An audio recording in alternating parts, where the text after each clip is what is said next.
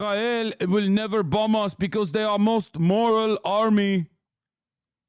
Despite our efforts to minimize civilian casualties during the strike, the fire that broke out was unexpected and unintended.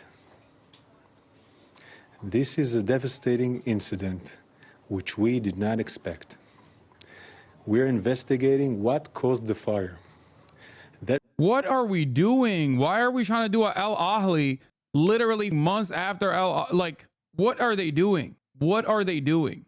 I really personally thought that we were over this. You know what I mean? We were done. We were done with this because they did this so many times.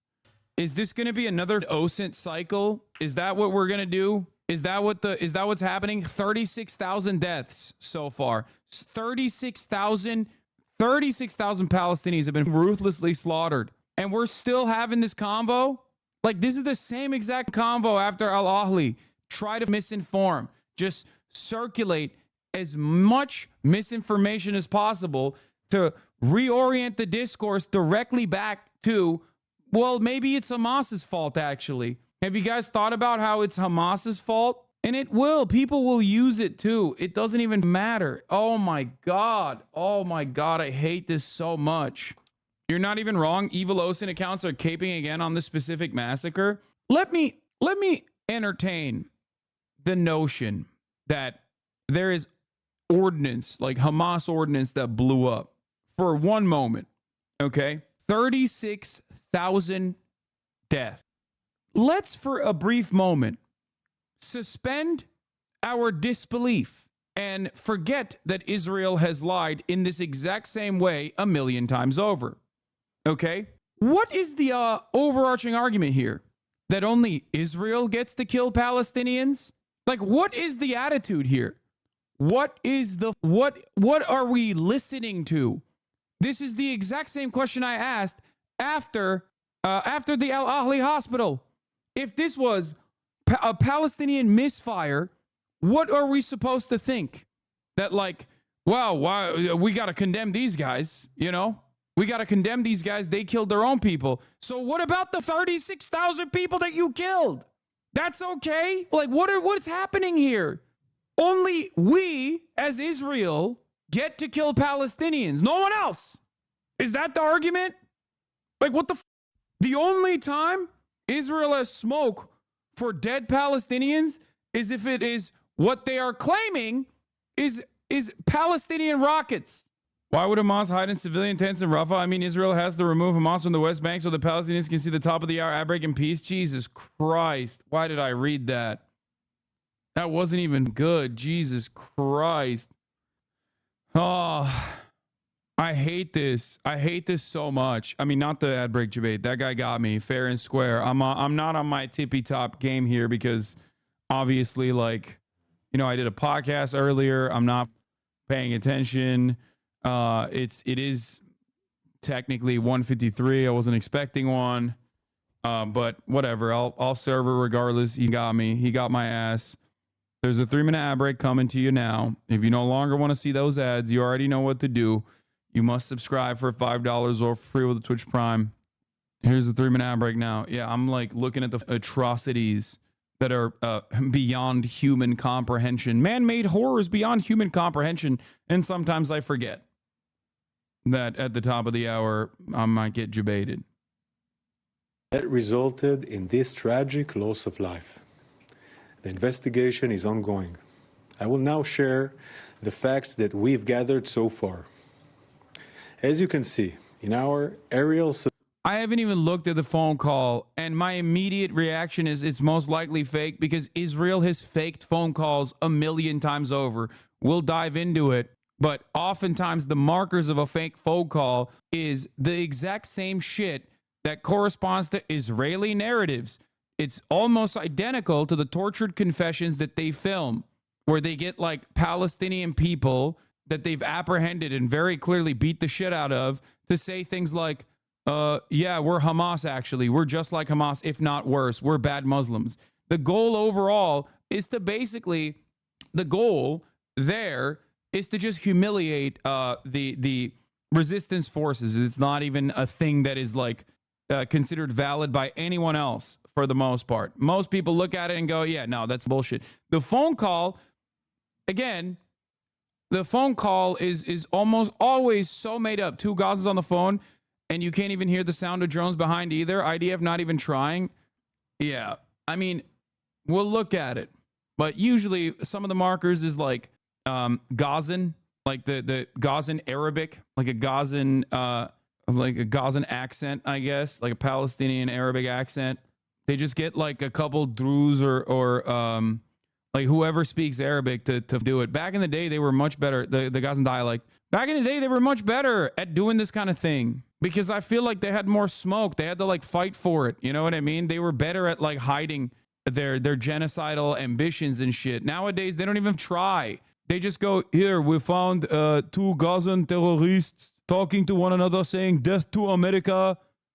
Surveillance from the time of the strike, we targeted a closed structure away from tent area. As you can see, there are no tents in the immediate vicinity of the structure that we targeted. Contrary to reports, we conducted the strike outside the area that we designated as a... Yeah, they literally said, we're sorry, by the way. They said, we didn't strike them. And then they said, oops, we did, and we're sorry. And now they're saying, oops, we didn't, we're not sorry. You know what's really ironic about this particular brand of projection, by the way? They lie in the opposite direction all the time as well. What do I mean by this? They did this whenever Hamas or any kind of Palestinian resistance group actually blows up an Israeli target. If it's near, if it's even something that they can claim that's near, even if it's an established base, they'll just close up one of the crossings. Like the Eretz crossing was closed because they falsely claimed that Hamas blew up the crossing, okay? Which was ridiculous because it's so suspicious that Hamas is doing things that just perfectly correspond to what Israel wants to do, which is to starve the entire Gazan population. Why would Hamas blow up the Eretz crossing? Oh, that's right. They didn't actually do that. They blew up a base that was 2 kilometers away from the Eretz crossing. And in order to punish the entire Palestinian population for Hamas's combat victories, once again, they chose to close up the Eretz crossing and claim that Hamas blew it up. They did that. They literally did that. They did that like a month ago. And then they do this exact same thing on the opposite direction as well. Why do people keep believing these shits? A couple different reasons. One, we submit to authority because the Western mind is the Caucasoid mind is particularly predisposed to being cucked to power. We love being servile. We love submitting to authority. So that's number one. This is an organ of a well-established democratic government that is within the confines of American hegemonic power. So, of course, as Caucasoids, we see that and we go, oh, my lord, well, that's some good guy. Other leaders have told me he's a good guy, my lord, so I believe him. Right? So that's number one. The other reason is because a lot of people don't give a fuck about who they're killing. So they desperately want to not feel bad about all the death and destruction that Israel is causing. Okay? So they're desperately looking for any kind of thing that they can grab onto to be like, no, they were asking for it. Please. I gotta say, as a black Caribbean man, I love when you use Dr. Umar's talking points. LaMaFayal cracks me the fuck up. I mean, I don't think Dr. Umar invented Caucasoid, but I am a fan of his. But regardless. Humanitarian area and called civilians to evacuate to. Our strike was over a kilometer and a half. Bro, motherfuckers are not even trying. This dude literally just has 1488 in his username. Congratulations, you Nazi piece of shit. Half away from the El Muasi humanitarian area, what we call the safer zone. Here is... Wait. Oh my God, bro, first of all, the safer zone. Remember, they call it the safer zone and not a safe zone. Why do they call it the safer zone and not a safe zone, you might ask? That is because a safe zone is a legal designation, and they do not have the interest in providing safety in the safe zone. So they try to say, oh, it's a safer zone, as in it's safer than the other zone that we're blowing up. But that doesn't mean you'll be safe there either. And you won't get running water. You won't get like You won't get drinkable water, for example. Like in a safe zone, you're supposed to provide the civilians water, electricity, certain amenities, certain things for survival. And of course, a guarantee that they will not blow you up. Okay? So they go safer zone. They play fast and loose with this narrative. Where Hamas claims we struck. And here is where we conducted our strike against the Hamas senior commanders outside the area designated as a humanitarian area. Remember, going back to Al-Ahli, which we still do not have any conclusive evidence on whether or not it was a misfired Palestinian Islamic Jihad rocket or an Israeli artillery strike that hit like a gas tank or whatever the fuck, okay? We do not have any real evidence to this day, and we probably never will. But what did Israel do after Al-Ahli? What did Israel do after Al-Ahli? They immediately said we were not operating in the area. That was a lie. They lied. Then they came out with a phone conversation that was also immediately disproven to be truthful. It was also a lie. Okay? Then they said, first they said it was Hamas. Well, first they celebrated it and said there are Hamas terrorists at the hospital, so we had to blow it up. Then they went back on it and were like, okay, just kidding. It was actually a misfire. It was a misfire rocket, okay, that blew up. Meanwhile, Os and Andes were running around literally coming up with the dumbest theories. Like, oh, this was actually an intercepted rocket that fell on the hospital. Made no goddamn sense. But it didn't matter. Everybody went along with it. Everybody went along with it for days. How am I to believe Israel ever again? How? I have to be literally the biggest Islamophobe on the planet to ever believe a single thing that the Israeli government says. How? How am I supposed to look at this critically and go, let me take what they're saying seriously? Now, everyone that desperately wants to poison the well and has said that I'm an Islamist fundamentalist, that I'm like, a Palestinian jihadi or whatever kind of like racist bullshit, has desperately tried to make this seem like my analysis on this is simply motivated by some ancient anti-Semitism, even though ironically, those very same people who say that are literally anti-Semitic. Okay.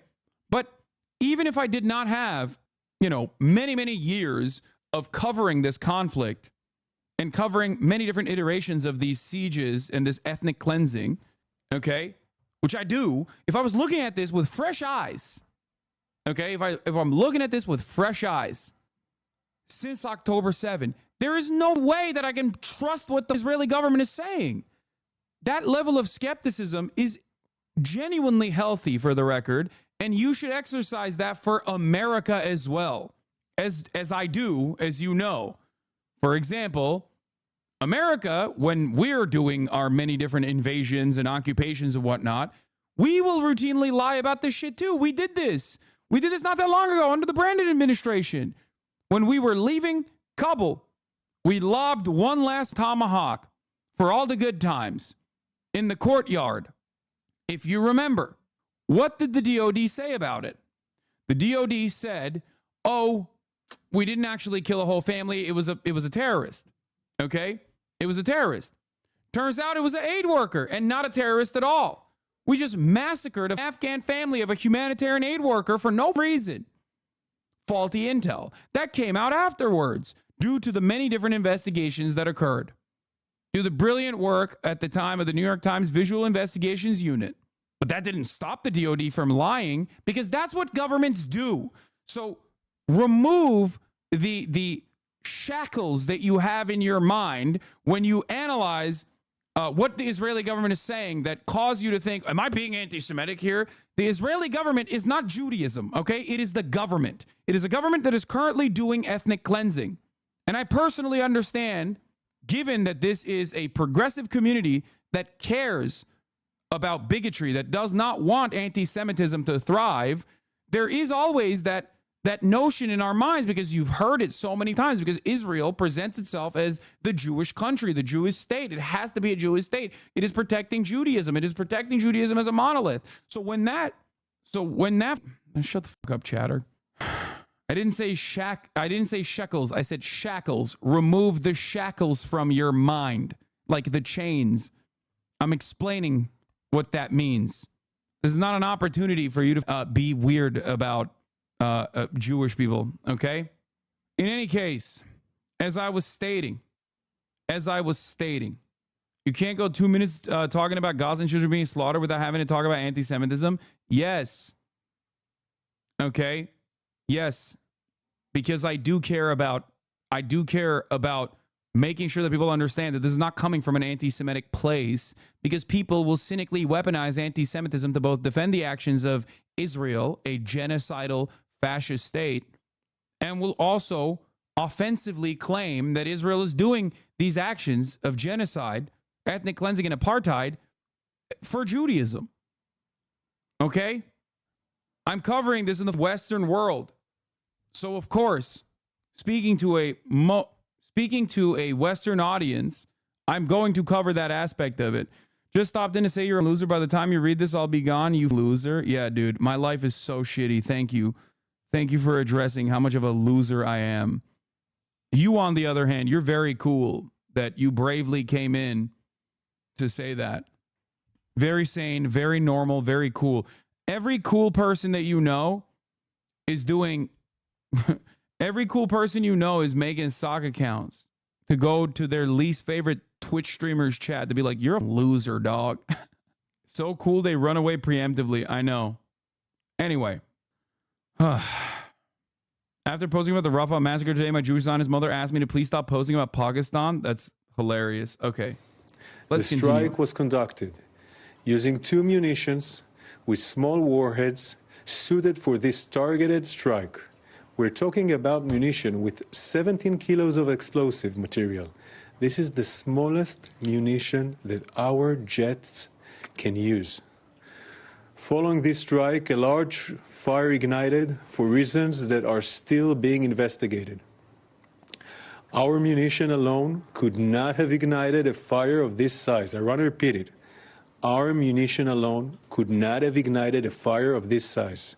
Our investigation seeks to determine what may have caused such a large fire to ignite. We are looking into all possibilities, including the option that weapons stored in a compound next to our target, which we did not know of, may have ignited as a result of the strike. Yeah, it's Hamas. Once again, man, it's crazy. It's Hamas again, bro. That's crazy. It's always, anytime the Western world gives a shit about Israel's misconduct during its like normal process of ethnic cleansing, it's always Hamas. And what is really indecent about this is that the media will report it as fact without conducting any investigation whatsoever. That is gross, dude. That is gross. That makes us even more culpable in this, by the way. That makes Western media even more culpable in this ethnic cleansing campaign. And it's not just like Al-Ahli, but it's also just like the Flower Massacre. If you recall, during the Flower Massacre, what did the Israeli government do immediately? Oh, it wasn't us. It was Hamas terrorists that were fighting in the area. And that is why our people were fighting against. It's like, and then we saw it was looters and Hamas. And then we saw what happened. It was a stampede where many of the Palestinians, they had bullet holes in them during the stampede. It's every single time. And here's how you know it's bullshit too, by the way. Okay? I don't know if this particular instance, there's any veracity to what they're saying, but it's ridiculous for me to immediately not be skeptical, especially considering that in every single circumstance since October 7, when the Western world goes, oh shit, that's a bridge too far for us, not the 36,000, but this instance, that's a little bit too cruel for us. They go, oh, it must have been Hamas. They did this with Shireen Abu Akleh as well. You have to remember something important here. They only do this when people care. They only do this when people actually do pay attention to like one specific atrocity. Too many people saw the decapitated baby. Too many people saw it. That was not great for Israel's PR. Okay? So, of course, they have to do counter propaganda by muddying the waters. And the media will willingly go along with it without conducting their own investigations into the matter. World Central Kitchen. First thing that they claimed was, oh, we shot them because they had armed assailants. They were literally on a safe route after engaging in deconfliction with the Israeli military, and they still blew them up. Triple tapped them. Okay? It should be noted, Hamas has been operating from this area since October 7th. Here, in this satellite image, 43 meters from the structure we target. Couple like official looking bullshit drone shots, and that's all it takes. That's all it takes, baby, for the Western world to be like, yep, see, it was Hamas. It was Hamas. You can see Hamas rocket launchers. Hamas fired rockets from these launchers at Israel during their massacre on October 7th. We're also assessing footage documented by Gazans on the night of the strike, posted on social media, which appear to show secondary explosions, indicating that there may have been weapons in the area. Our signal intelligence intercepted some phone calls that reinforce this concern, raising the possibility that weapons stored in a nearby compound caught fire. Here is one of those phone calls. Wait,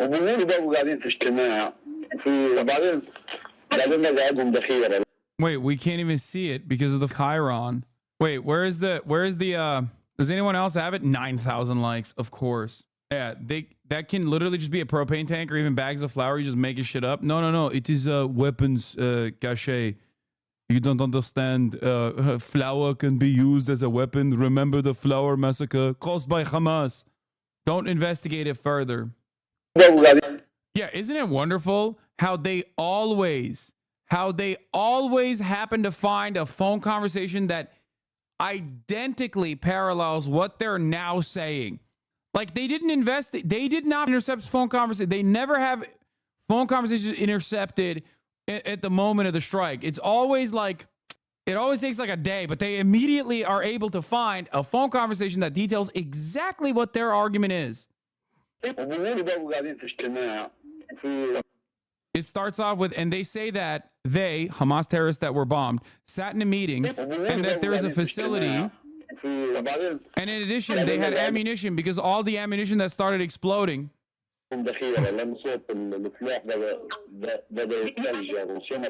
Bags of money were flying in the air. Abu Rafik. These ammunition that exploded were really ours? Yes, this is an ammunition warehouse. I tell you, it exploded. I mean, the Jewish bombing wasn't strong. It was a small missile because it didn't create a large hole.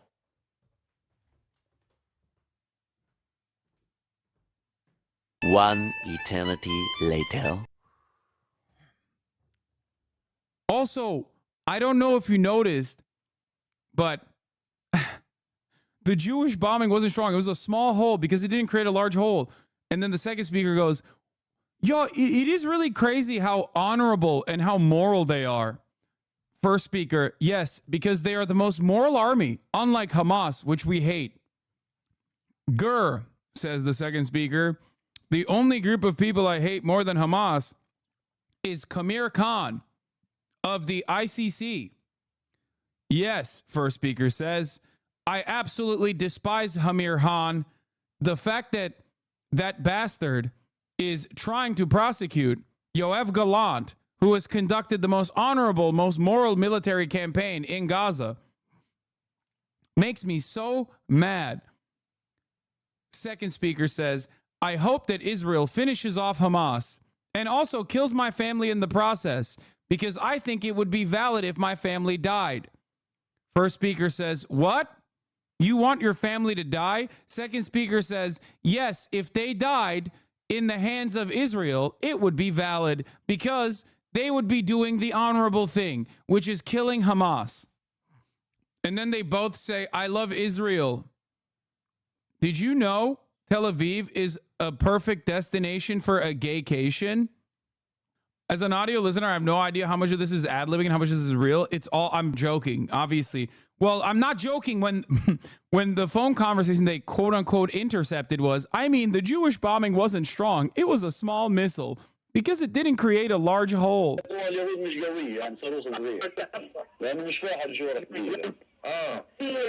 And afterwards, a lot of secondary explosions.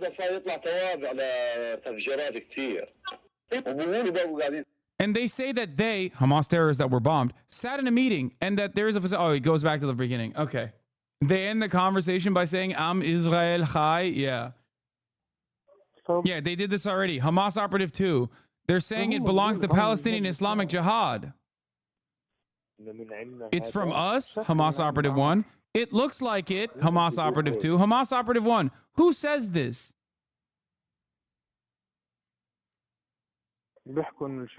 They are saying that the shrapnel from the missile is local shrapnel and not like Israeli shrapnel.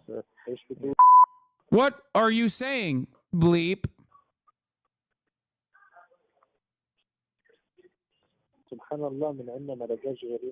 But God bless, it couldn't have found another place to explode. This was after the Al Ahli hospital explosion. Isn't it awesome how convenient it is for Israel? I mean, it's crazy. Isn't it awesome that it's just so convenient for Israel that there's always like a couple Palestinians having a phone conversation that in the immediate aftermath of whatever the fuck Israel did next, where they're just like calm, collected, and simply addressing all of the facts of the matter, that it was certainly not Israel. Anyway. Great stuff, though. Totally exonerated. I believe it.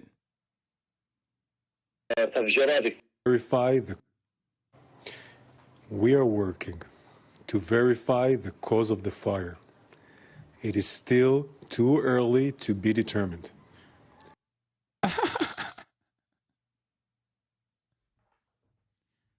Yeah, bro, I believe it. Well, I'm convinced. I'm the dumbest person you've ever met.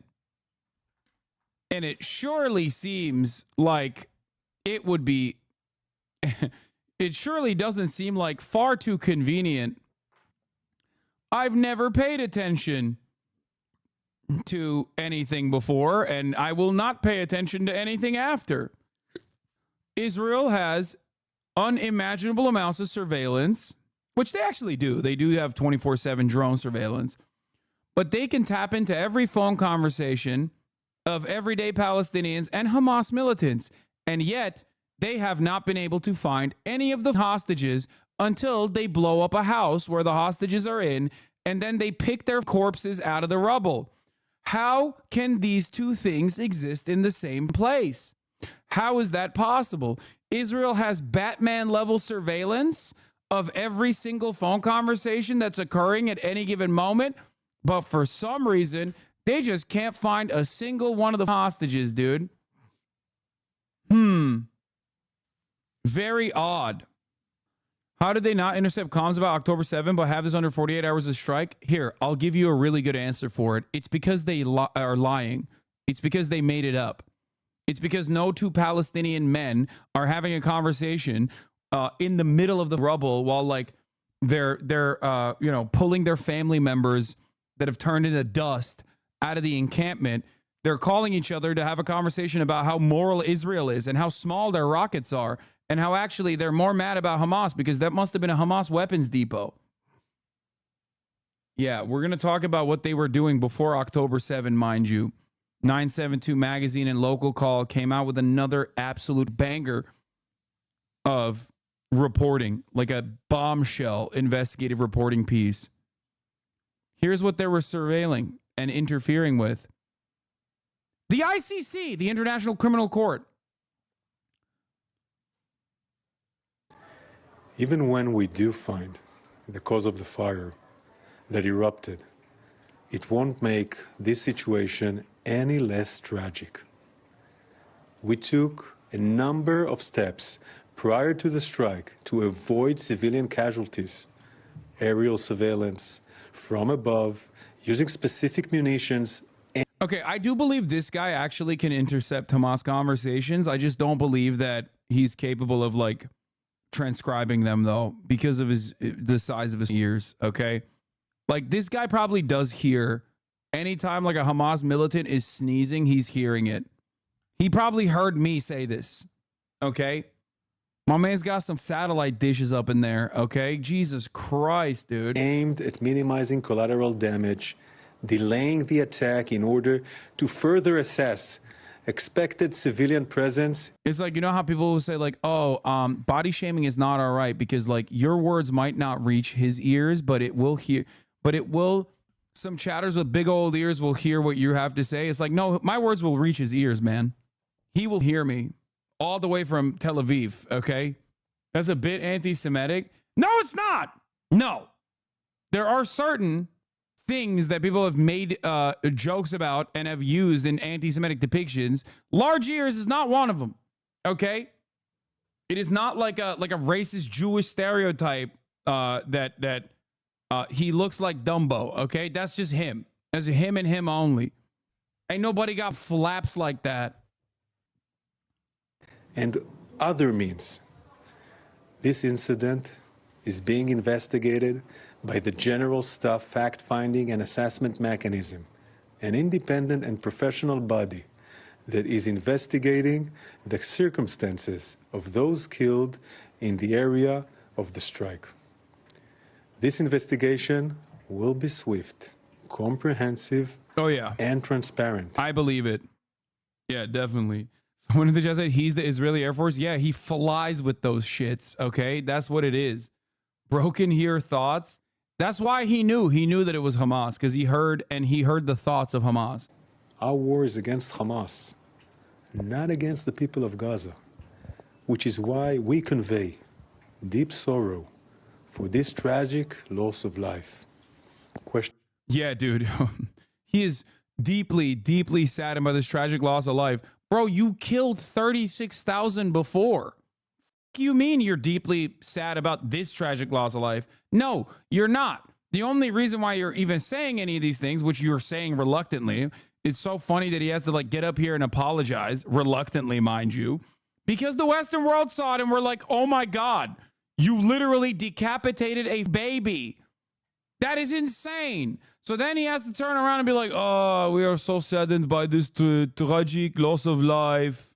It is so up. Oh, but 36,000 before, that is Hamas. Terror in Rafah. There is still Hamas battalions in Rafah. A couple of days ago, launchers from Rafah fired to Tel Aviv. Millions of people went into bomb shelters. This is a actually very good point by Cenk, which is exactly what I'm trying to explain. Israel just murdered another 21 people in a tank camp that was supposed to be in the civilian evacuation zone near Rafah.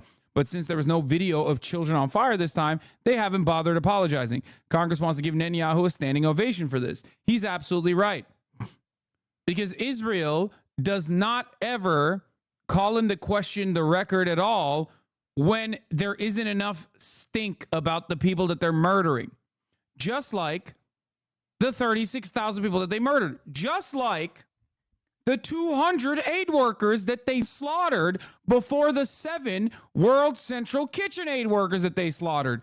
Notice how they never had to talk about how it was Hamas when they killed 200 aid workers before the 7? Because when you don't give a fuck in the Western world, they don't even care to do propaganda on it. There is still terror in Rafah. Today and the day before, we have again detected tunnels on the Philadelphia corridors. Those are tunnels going to Sinai. We are... Wait, they killed 36 people just now yesterday? No, man. No, over the course of the past 8 months. And I believe that is also an undercount regardless.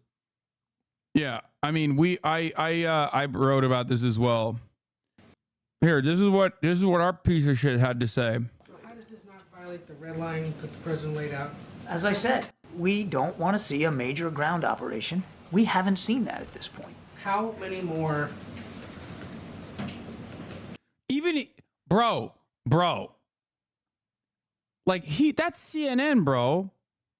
Right? I think that's, or ABC, whatever. One of the big ones.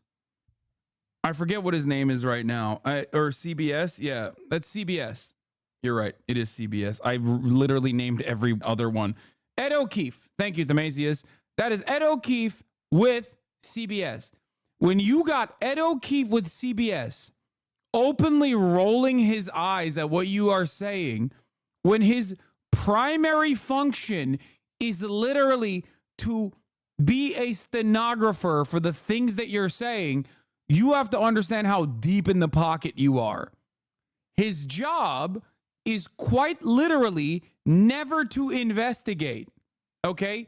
Douchey and the other Fox people are more contentious to the Democratic White House than Ed O'Keefe is. Okay? His job literally is to just go, okay, I'm writing exactly what you said here.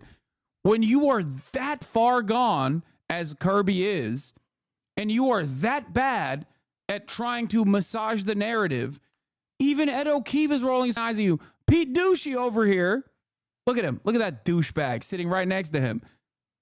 Wonder what he has to say. Charred corpses does he have to see before the president considers a change in policy? We don't want to see a single more innocent life taken, and this is unceremonious, okay? This is not normal. Do you understand? The death and destruction that we are watching unfold is also not normal, but you have to remember, you have to understand something. Ed O'Keefe saying, how many more charred corpses does the White House have to see to enforce a red line? I've never heard a person whose entire job is to be a part of the White House press corps come out with this level of contention when there is a Democratic president in charge. Like, I'm going to run that back. So how does this not violate the red line that the president laid out? I got to pee. as I said, we don't want to see a major ground operation. We haven't seen that at this point. How many more charred corpses does he have to see before the president considers a change in policy? We don't want to see a single more innocent life taken, and I kind of take a little offense at the question.